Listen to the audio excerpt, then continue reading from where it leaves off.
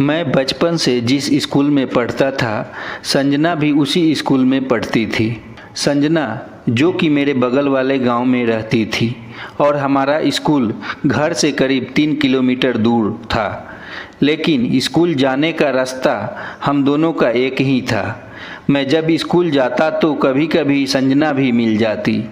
फिर हम दोनों अपनी अपनी साइकिल से स्कूल चले जाते और फिर स्कूल से वापस साथ में ही लौटते। हमारे स्कूल की पढ़ाई ऐसे ही चलती रही। हम दोनों में काफ़ी अच्छी दोस्ती हो गई थी। लंच के समय हम दोनों आपस में खाना बांट कर खाते थे। यह सब देखकर हमारे दोस्त भी हमसे जलते थे। अब हम लोग 10वीं क्लास में आ गए थे और 1 साल बाद हम लोगों ने 10वीं भी पास कर ली। इसके बाद संजना के माँ बाप ने संजना को और अधिक पढ़ाई के लिए दिल्ली भेजने का प्लान बना रहे थे। फिर एक दिन संजना ने मुझे यह बातें बताई, मेरे मम्मी पापा और अधिक पढ़ाई के लिए दिल्ली भेज रहे हैं। उस दिन से मेरा मन बिल्कुल नहीं लग रहा था और इसी बीच एक दिन संजना दिल्ली चली गई। जब 1 सप्ताह बीत गए तो मुझे शक हुआ कि संजना कहीं दिल्ली तो नहीं चली गई। फिर मैंने पता किया तो सच में वह दिल्ली चली गई थी। अब तो मेरा दिल एक पल भी नहीं लग रहा था। मैंने भी अपने पापा से बोला, पापा मुझे दिल्ली पढ़ाई करने जाना है। तो पापा कहाँ मेरे सुनने वाले थे, क्योंकि हम लोग एक गरीब परिवार से थे। मेरे पापा मजदूरी करते थे और जैसे तैसे मुझे पढ़ा रहे थे। फिर मैंने धीरे धीरे मम्मी से बात की। मम्मी को तो मैंने मना लिया, लेकिन पापा नहीं मान रहे थे कि इतने पैसे कहाँ से आएंगे। फिर मैंने मम्मी और पापा को बताया कि मैं वहाँ पढ़ा लूँगा और पार्ट टाइम जॉब करूँगा और अपना खर्चा निकाल लूँगा। फिर मम्मी ने पापा को समझाई और पापा मान गए। उस दिन मैं बहुत खुश हुआ और अगले ही दिन मैं दिल्ली के लिए निकल पड़ा। दिल्ली जाकर सबसे पहले संजना से मिला। जैसे ही संजना मुझे देखी, वह मेरे गले से आकर लिपट गई। ऐसा लग रहा था कि मानो हम दोनों कई दिनों से प्यासे हैं। फिर धीरे धीरे हम लोगों ने 12वीं और ग्रेजुएशन की पढ़ाई पूरी की।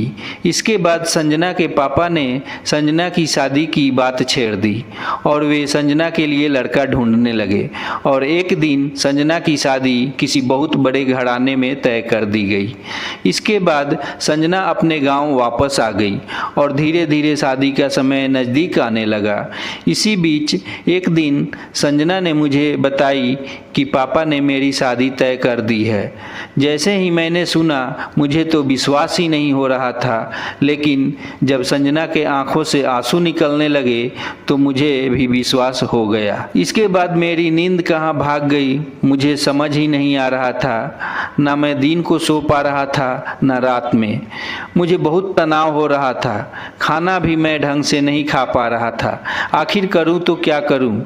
इधर संजना अपने पापा को बार बार मना करके थक चुकी थी कि पापा मैं अभी शादी नहीं करूँगी, लेकिन पापा उसकी एक न सुने।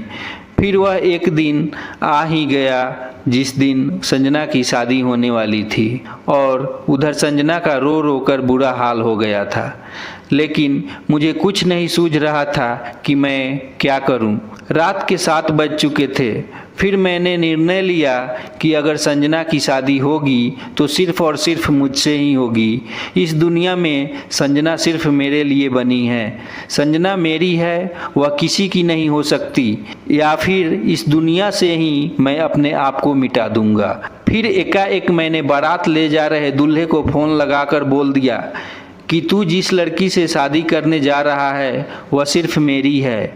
बचपन से लेकर आज तक वह मेरे साथ रही है।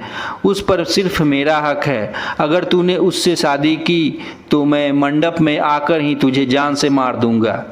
यह बात सुनकर दूल्हा घबरा गया और वह सोच में पड़ गया और उसने बारात वहीं रास्ते में रोक दी।